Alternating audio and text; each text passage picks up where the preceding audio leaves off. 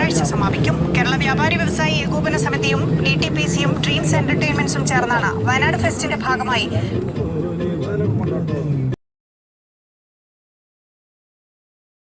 Flower show ഗ്രൗണ്ടിൽ നടക്കുന്ന അക്വാടണൽ expo ഒരുക്കിയിട്ടുള്ളത്. പ്രദർശന വിപണന സ്റ്റാളുകൾ, ഗോസ്റ്റ് ഹൗസ്, അമ്യൂസ്മെന്റ് പാർക്ക് എന്നിവയോടെ വയനാട് ജില്ലയിലെ ഏറ്റവും വലിയ അക്വാടണൽ എക്സ്പോയാണ്.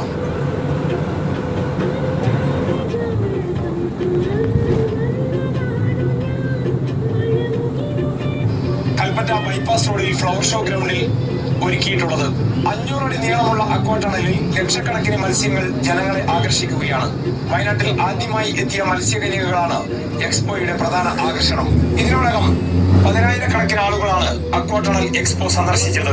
എല്ലാവർക്കും കേരള വ്യാപാരി വ്യവസായി ഏകോപന സമിതിയുടെ വയനാട് ഫെസ്റ്റിന്റെ ഭാഗമായ സമ്മാന കൂപ്പണും നൽകുന്നുണ്ട്. നറുക്കെടുപ്പിൽ വിജയികളായവർക്കുള്ള സമ്മാനങ്ങളും എക്സ്പോയിൽ വെച്ച് വിതരണം ചെയ്തു വരുന്നു.